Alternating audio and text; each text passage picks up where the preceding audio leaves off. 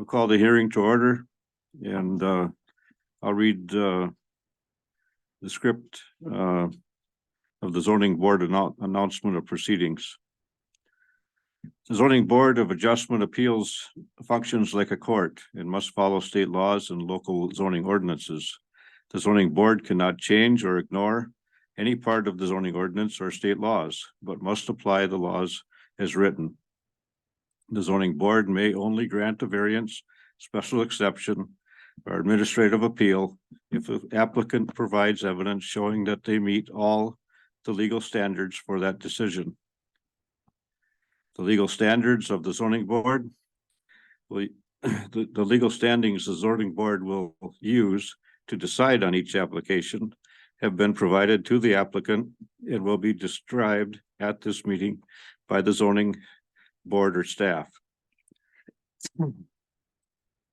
Each hearing will be opened by reading of the application or appeal. The zoning department report will be read, including evidence from the on-site inspection. The applicant will be sworn in and then present the reasons and evidence to support why they think they meet the legal standards for the variance or special exception. The board may ask questions of the zoning staff and applicant. Witnesses will be sworn in and allowed to give testimony related to why the legal standards are or not met. Once the board has all the necessary facts, the chair will close the hearing and the board will deliberate and decide in front of the public whether the applicant has met the legal standards. The board will then proceed to the next hearing. Written decisions based on the evidence at the hearing and whether the zoning board finds that the applicant has met all legal standards, the evidence and deliberation of the board will be filed in the zoning office and mailed to the parties involved as soon as possible. Minutes of the board meetings and decisions are available in the zoning office. A decision of the board may be appealed by commencing an action in the Dunn County Circuit Court within 30 days after the decision is filed in the zoning office. An applicant that starts construction before the 30-day appeal period assumes the risk of having the board's decision overturned. Okay, then we will call the roll. You just want to start with, go ahead, Crystal. Crystal Halverson here. Jerry Porter here. David Bartlett here. Mark Deitch here. Has everybody had time to look at the minutes? Yes, Is there a motion to approve I move that we approve as printed. minutes from the December 19th, 2022 meeting? I'll second. Motion been made and seconded to approve the minutes from the December 19th, 2022 hearing. All those in favor say aye. Aye. Opposed? Okay, then I usually ask for public comment. Is there anybody here that has any public comment? Would you like to come up and to the podium? Yeah.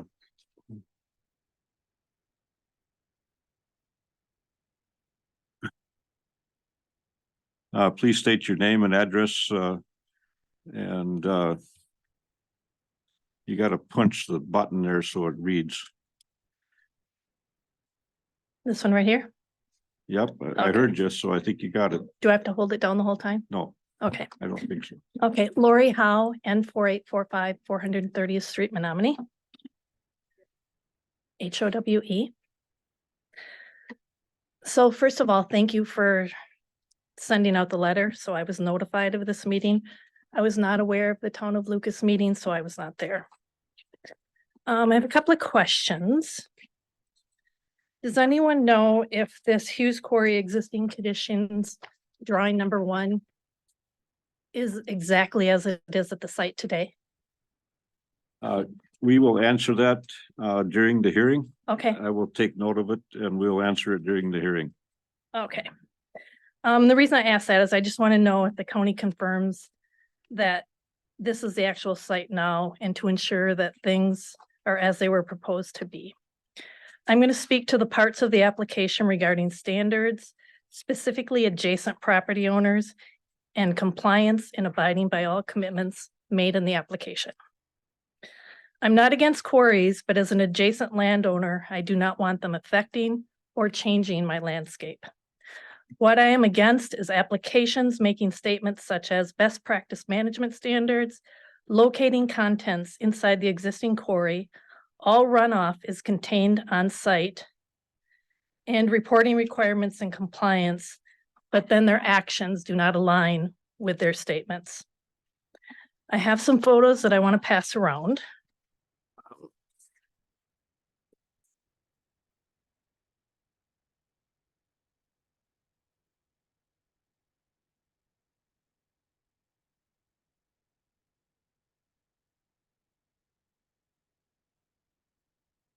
So some background on the photos. These were taken 6 months after a pond breach. These are on my land. I was never notified by the quarry, but found out about the incident 6 months later after the fact by someone else. Once I became aware an on-site meeting was set. During that on-site meeting, the quarry employee then explained they had been cleaning out a pond located in the pit and the contents were put in a new one on top, located near the southern property line. There was a breach in that pond in the middle of the night, and with a severe drop in the elevation there, it resulted in the contents spilling down the natural chute and across one of my parcels. Just a side note, there are acres of relatively flat land owned by the quarry on their north side and well within their boundaries if they wanted to locate it outside of the pit and be safe. It didn't just affect an acre or two, but this spilled through approximately a 40-acre parcel. The photos you are looking at were taken at various points at the on-site walkthrough of the affected parcel. I firmly feel there was a failure to use standard practices, and I, as a neighbor, suffered the consequences with my land becoming basically a dump site for the quarry waste. I would have thought this would have been a mandatory reportable event or a violation of some type. With no consequences for something like this, how is the county protecting neighboring land? I asked the county, is this compliance with standards and best management practices? I find it concerning that this is allowed with no consequences. Is there nothing in place to prevent this? And do you find it acceptable? Now that you know, what are you going to do about it? And I ask, who should own the risk for these kind of practices and why is it allowed? And again, do you find it acceptable?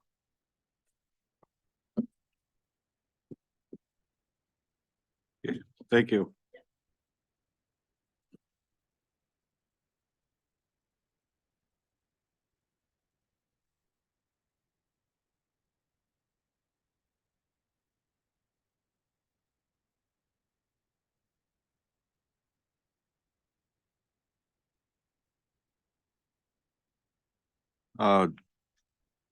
Ann, are you going to read the public hearing notice?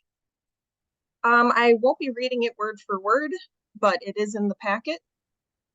Yep, I just want it on the record.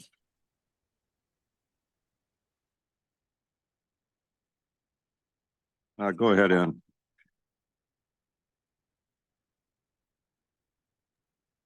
So the public notice was published in the Dunn County News, following all Class 2 standards. I can go into the staff report if you're ready. Yeah, go ahead. Okay, so this report is for a conditional use permit, also known as a special exception permit. The applicant is Monarch Paving Company, a division of Matthew Construction. They're requesting a conditional use permit for the operation of a temporary asphalt plant at the Hughes Quarry in the town of Lucas. If approved, the temporary asphalt plant will be used to supply asphalt for the Wisconsin DOT on State Highway 128 from 29 to 12.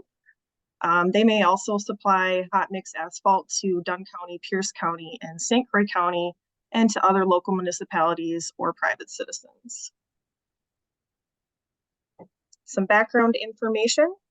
The Hughes Quarry has been in operation since 1986. A previous temporary asphalt plant sat at the quarry in 2008, and another was in there in 2021.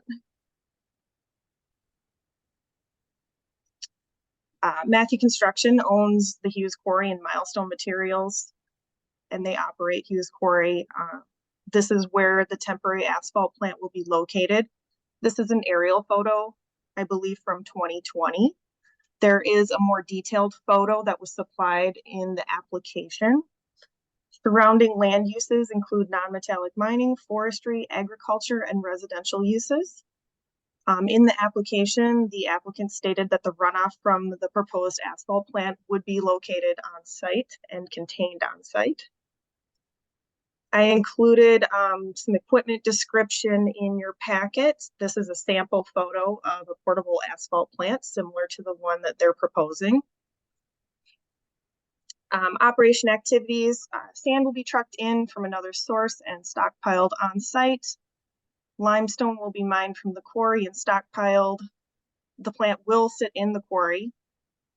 Haul routes will leave the quarry and head west on 640th Avenue to Highway Q. They are proposing to operate from 5:30 a.m. to 9 p.m. Monday through Saturday. At times they may be required to exceed this. The temporary plant will be there approximately 3 to 4 weeks. And it's estimated to begin in mid-June or after July 4th, depending on the weather. Based on the analysis and findings included in this report, zoning staff recommend approval of the applicant's request to operate a temporary asphalt plant. I have included the findings in a document elsewhere in the packet so they can read it a little more clearly. And if you're ready, we can go through the conditions or we can answer any questions. And I'd like to note that Chase Cummings from Dunn County Land and Water is here as well. And he may be able to answer some questions pertaining to the Hughes Quarry. Okay, I think we will have some discussion here. I would like to address the public comment. And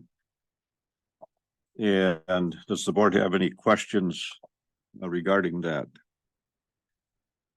Go ahead if you have some. Well, since Chase is with us, and this appears to have happened in the past, what's the outcomes from that past event, and what's the likelihood that it could occur again, or what's from preventing it from happening again?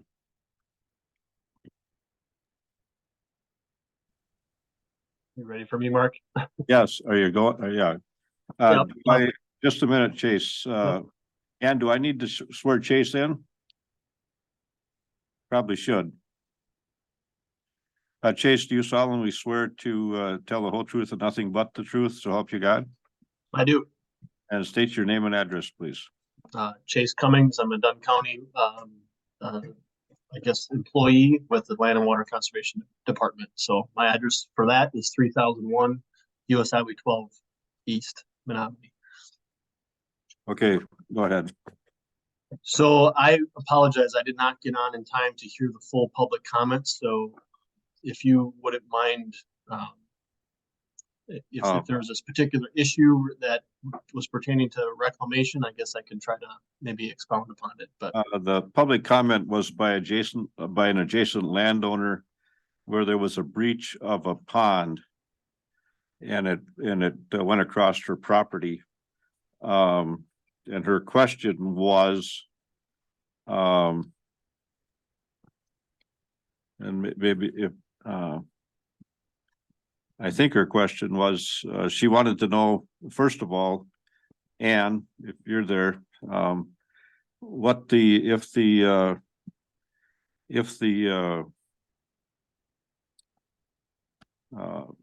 map that shows the quarry, if that is still the existing boundaries that that we're talking about, or what historically? So the boundaries are the same. And I would like to remind you too that we do, I believe the applicant is here. Yep, Okay. Yep, there's still the same boundaries as far as I know. okay. And then Chase or Ann, the other question is, how does the county regulate when there is a breach? Are you notified? Do you look at it? Do you look at recommendations to mitigate it or prevent it in the future?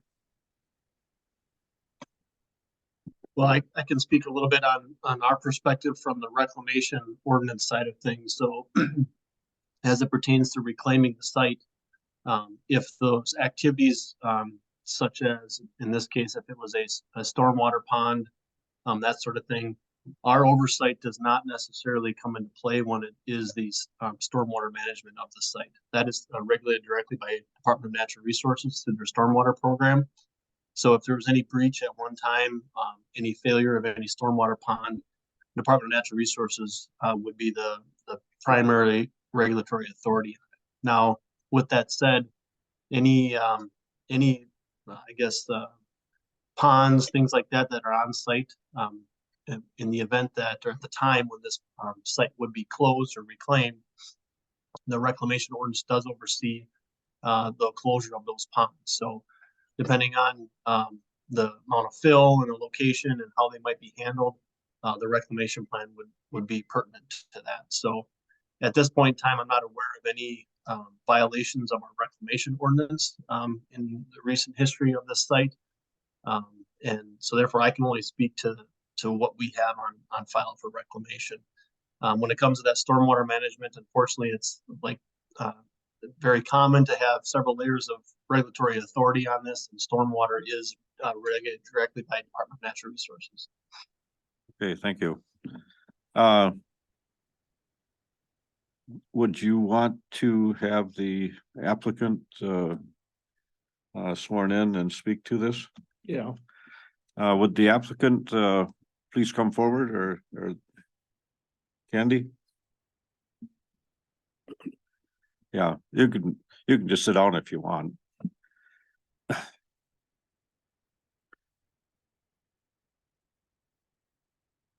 That right? Yep. Okay. I need to swear you in.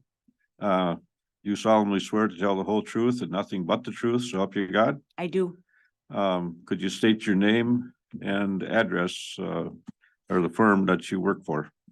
Candy Anderson with Monarch Paving Company, P.O. Box 1246, Eau Claire, Wisconsin. Okay, thank you. Board, do you have you want me to proceed, or you want to ask questions, or pass these over to Candy?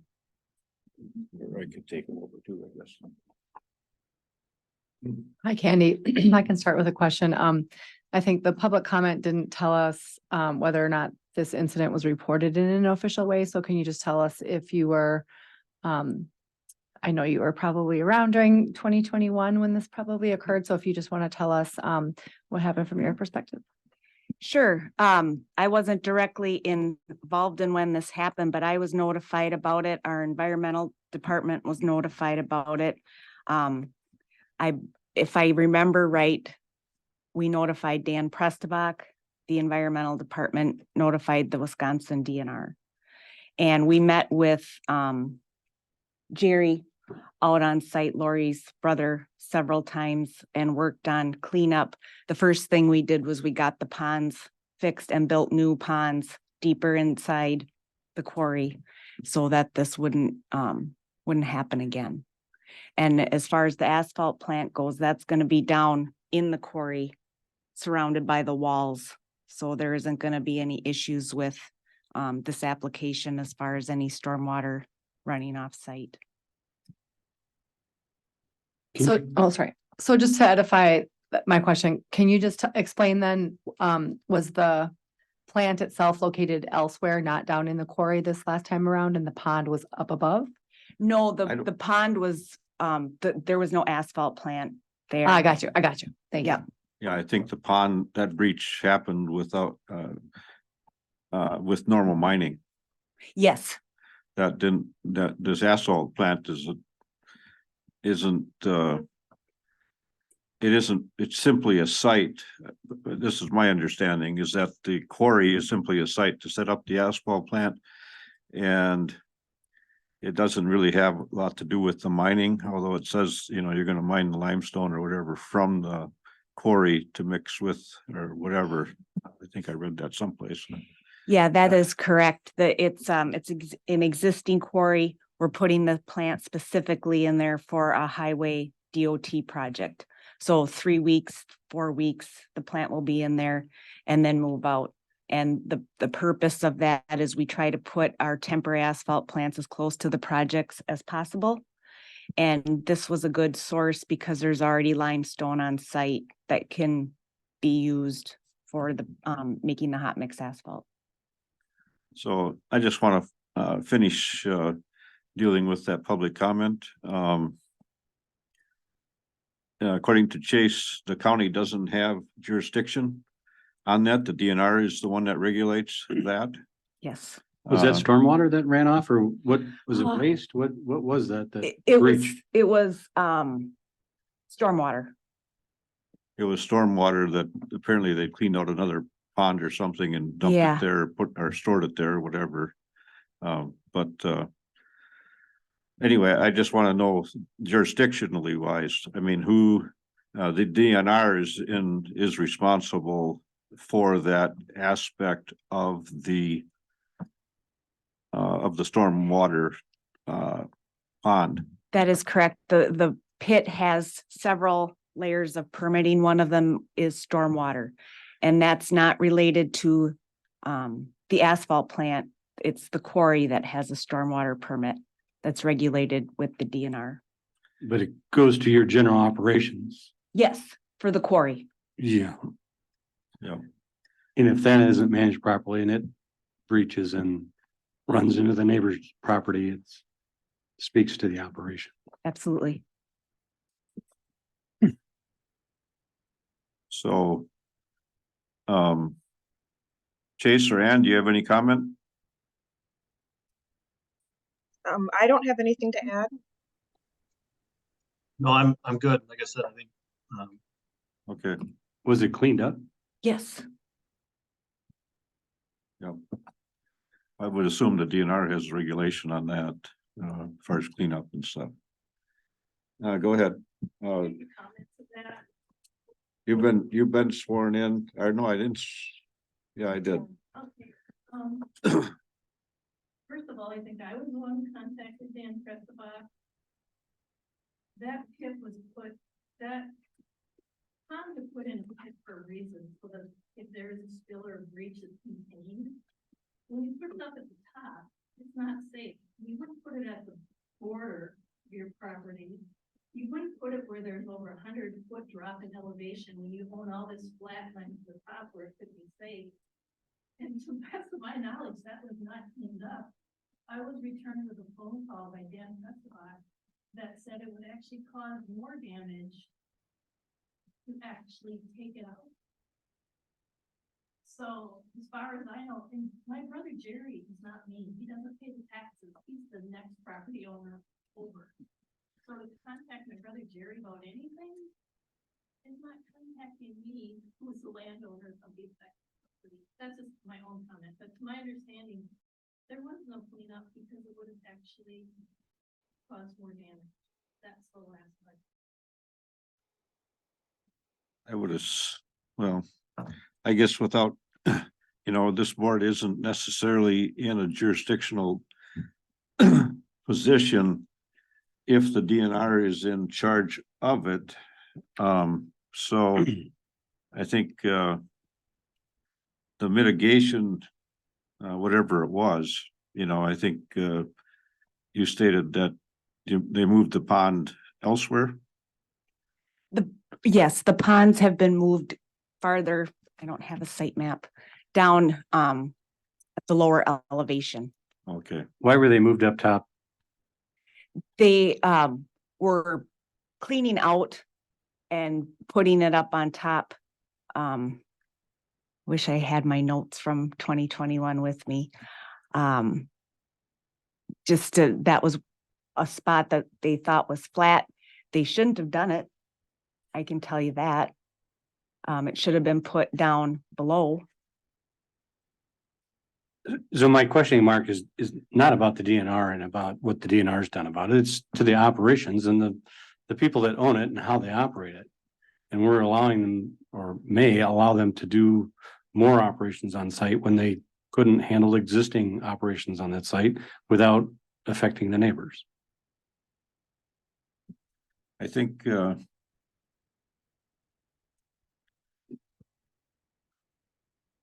my point. go ahead. Excuse me, Mr. Chair, could you please have people speak into the microphone?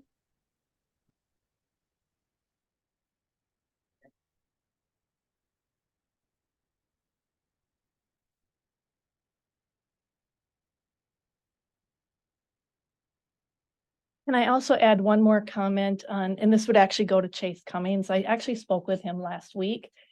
And it kind of seems like there's applications and then there's the reclamation permit, and kind of like whatever happens in between is just self-regulated by the quarry. But Chase, you did speak of the sediment from the ponds, and this was like the sludge that was put on top. And you talked about possibly sometimes there's flocculants in it, I guess, which are chemicals that settling agents and such. And you also talked that there was strict regulation regarding where this sludge was put back in the reclamation. I mean, clearly I'm not part of the reclamation on my land. And I would assume if I had that sludge on my land, I would have to have a permit.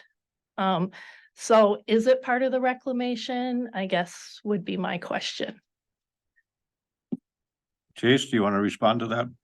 Sure. So when it comes to stormwater ponds and the material that may be left over in stormwater ponds, it's there's that multi-layer jurisdiction as well. So stormwater is oversaw by DNR. Now, if the material in those ponds upon the closure of the mining site were to be used in reclamation, then that material would be of interest to the reclamation plan, and the reclamation plan should have some sort of discussion and information about how that material would be used on site. Now, for example, location within the profile of where it might be placed. So I am not familiar with the specifics of this particular issue. I was not employed with Dunn County at the time, so I apologize for not having all the answers for you. But in generally speaking, if material was applied up to the top in some sort of handling of that material, now whether or not that was then used in any form of reclamation, then that would be something we could be interested in. But as far as I know, that material may not be used in reclamation at this time. I'd have to review the reclamation plan in more detail to see if that particular sediment from any wash ponds would be used, and I don't have that information at this point.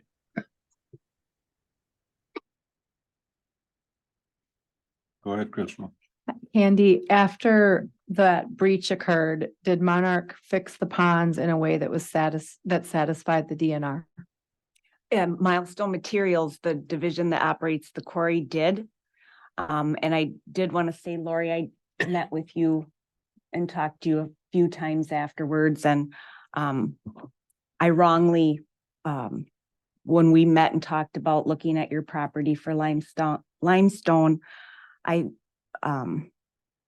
was confident that we had done everything to your satisfaction. But with you being here tonight, I feel really bad that your satisfaction wasn't met. That's my question is. Yeah, No. yeah, and Why Pub- don't you- and why don't you just take a chair either here or there, wherever? It's always really easy to put on applications the words that people want to hear. But if people don't implement those things, it's frustrating. And I guess as an adjoining landowner, you kind of, wonder why there aren't any consequences. And basically, what are the controls in place for things like that not happening? And I don't think we have an answer for that in this hearing. I mean, it sounds to me from what Chase has said, the DNR regulates those ponds. And they approve those ponds and apparently after that happened, those ponds were moved to a different location.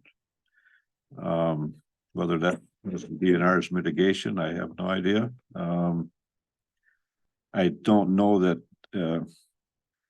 I'm not sure that this board has, we don't have the authority. I mean, we can put a condition on the operation of this asphalt plant that the company meets all the requirements of the DNR and different things like that. As far as something else, I'm not sure that we have jurisdiction to, I mean, we are an oversight board. We are interested in our interest as a board is to have approved practices or approve like a special exception or whatever in accordance with safety and that's why the adjacent landowners are notified, as far as what's going on at the quarry, as far as the asphalt plant moving in there temporarily. But as far as what I think what you're asking is, I don't think that we could do anything about what happened in the past. I would expect that the DNR did. But I don't know, you'd have to talk to them because we don't know. You know what I mean? So I don't know. Does anybody else have a comment? I have a question for her. Is that okay? Yeah, go ahead. Would you like to see this asphalt plant in the bottom of the quarry? Actually, I think it did say it was gonna be in the bottom of the quarry, but actually, I believe it did say it was gonna be in the bottom of the quarry. Yes, would you like this special exemption approved? My question is, can you trust that? Because the ponds are supposed to be in the bottom of the quarry. I guess my question was, would you like to see this approved or not? I guess I'd maybe like to see it put on hold until you investigate, have there been any violations? Ann,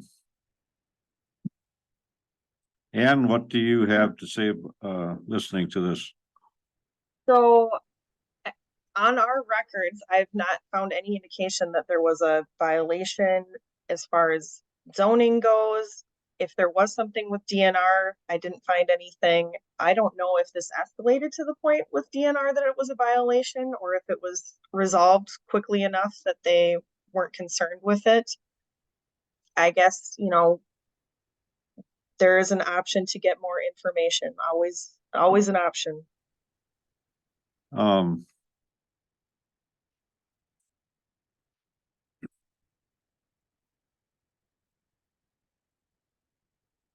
Go ahead. Candy, can you tell us, will the operation of the plant for 3 to 4 weeks change the amount of water that lands in that pond? No. Thank you. And do we through zoning regulate like that pit under normal operations? So the Or Hughes, does the DNR? the Hughes Quarry received a special exception from Dunn County, I believe, at some point. Yes, it did. There's no record of any violation for zoning standards. This is just a separate special exception on its own. I guess we have some regulation, yes, but not with the stormwater. All right. Guess I have two things that I'm thinking of, delaying the approval. Affects construction, on state and county plans. And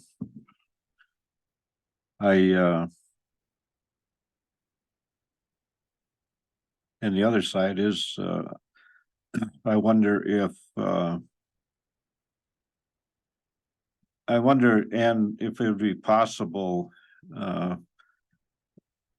for us to approve this and put in the condition, that the DNR be notified and ask if there was, if the quarry meets their requirements. Would that be possible? So there is something that is in my draft that speaks to that. I mean, typically any special exception, we require that they be in compliance with all levels of government, town, county, state.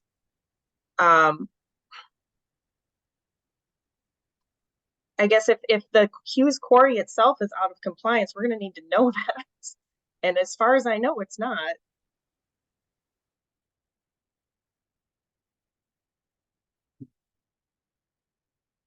Yeah, my thinking is that the public comment and obviously the pictures, and I guess I got one here yet. I must not have given you all of them.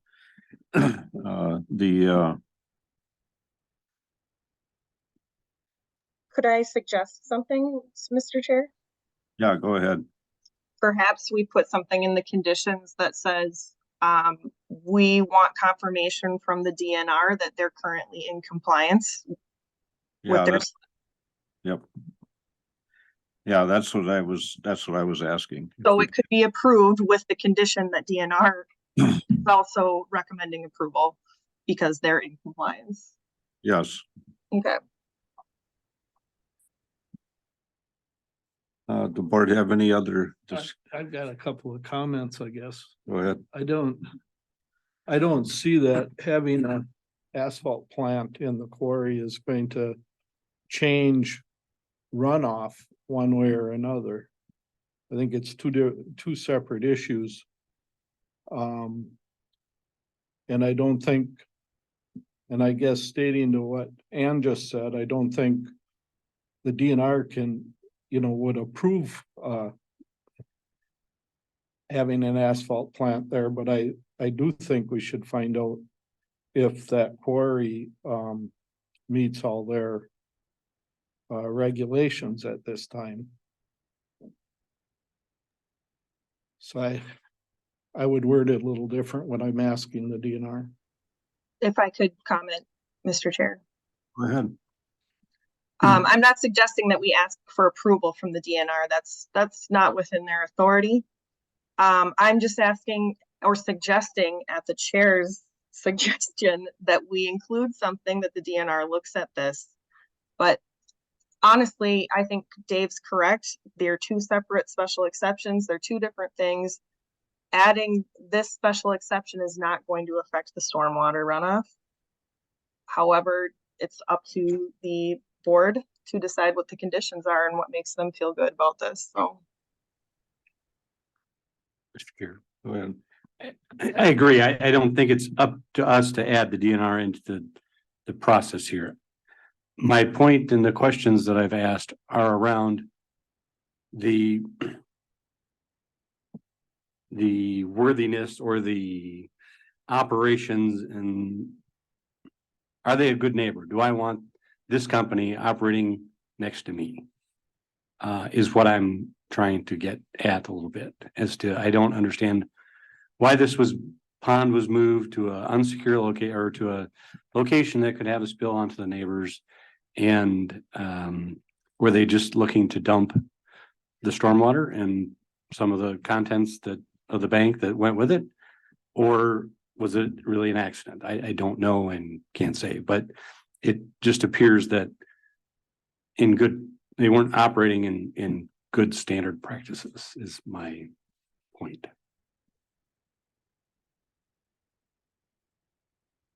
Any other discussion?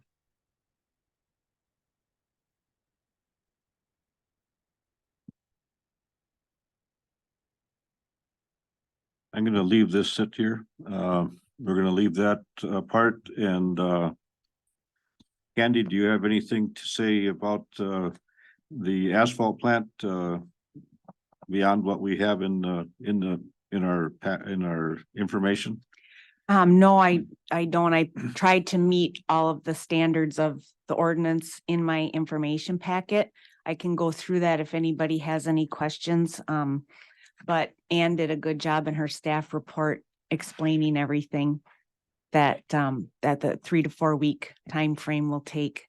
We are asking for the permit to be for the 2023 construction season, just in the event that weather changes the start and end date, or if the DOT mandates a different start date than what we've estimated on the application.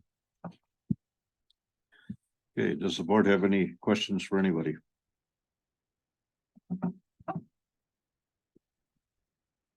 No?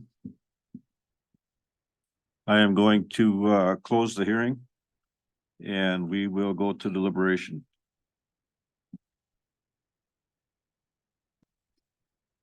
So during deliberation, if during the discussion or whatever, we want to ask a question of somebody here that's sworn in, we certainly can.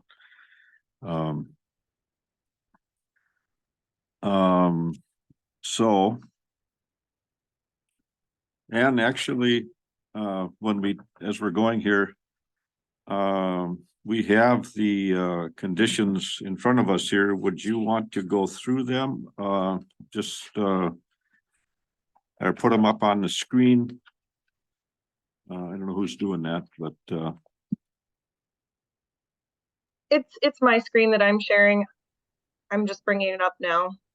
yeah, it's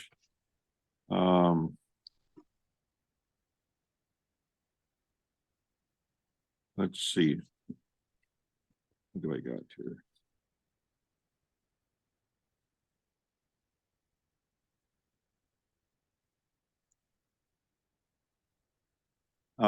For the conditions, would you go through them, Ann? Just so Sorry, just having some technical errors here. One moment. Okay. So the owners of the property to which this special exception is issued will abide by all representations and commitments made in their application, as well as before the Board of Adjustment and in accordance with all conditions to the special exception permits taken as a whole as approved by the Board of Adjustment. Just to be clear, that's, they have more than, this will be a different special exception than their other one, but they're still abided to the conditions in that special exception as well. Could I just pause a moment? I'm having errors that keep popping up on my screen that I need to address. yeah, go ahead. We've got time. I just want to make sure that we go through these.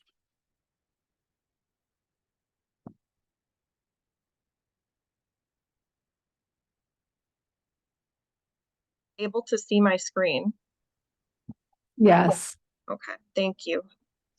Okay, number 2, the applicant shall operate proposed in their application and as proposed in their application and testimony, except that trucking and hauling shall be limited to the hours between 6 a.m. and 9 p.m. Monday through Saturday.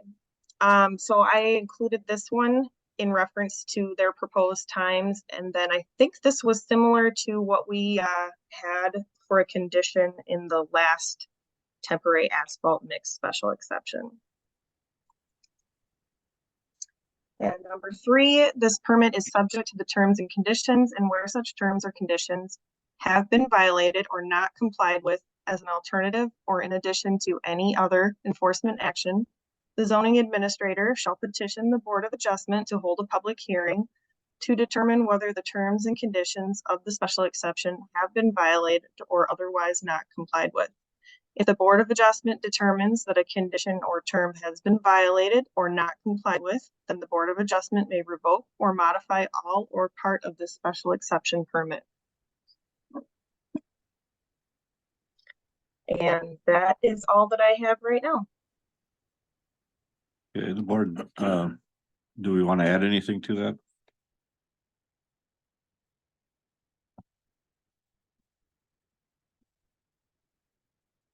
I'll comment that I like the little bit narrowing of the trucking hours, and I think that number 1 and number 3 appropriately speak to the issues that we've been talking about.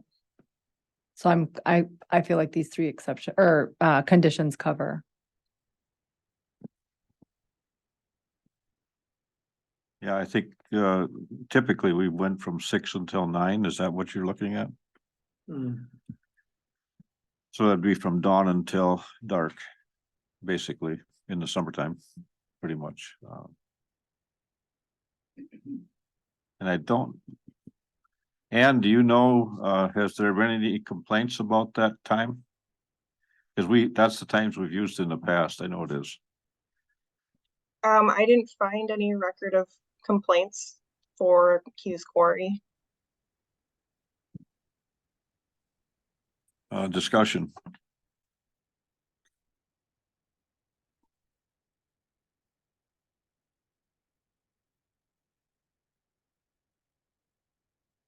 What would you propose for time? It's Crystal. I like this as written. Okay.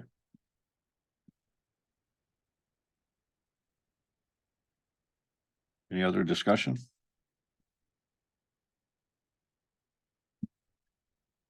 No. I guess I could comment on Jerry. I understand Jerry's concerns. Had I it just on. gotta get a little closer. Okay, I understand Jerry's concerns. But giving them a benefit of a doubt that it was an accident.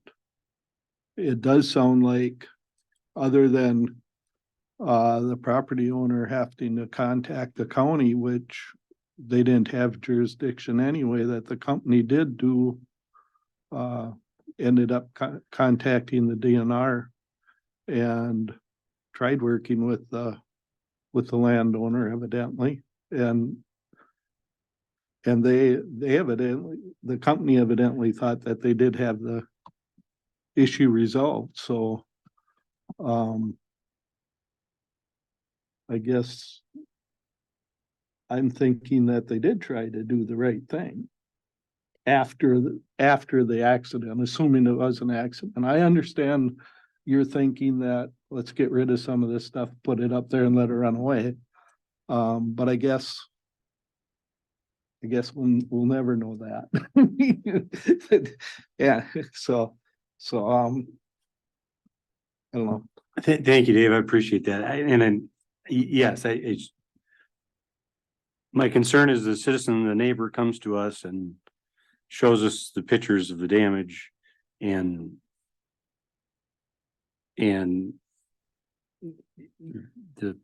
so in any case, thank you.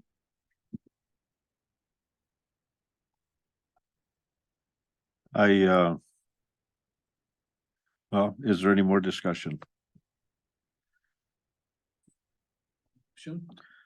If there is no more discussion by the board or no questions to be asked, I'd entertain a motion to approve or disapprove. I make a motion, we approve this special exception. Is there a second? With the 3 conditions Yes, the way it is, the stated, recommendations. yes, Yep. in the packet. I'll second that motion. Would you like to have a voice vote or? We'll just, Crystal, Hi. go ahead. Aye. Aye.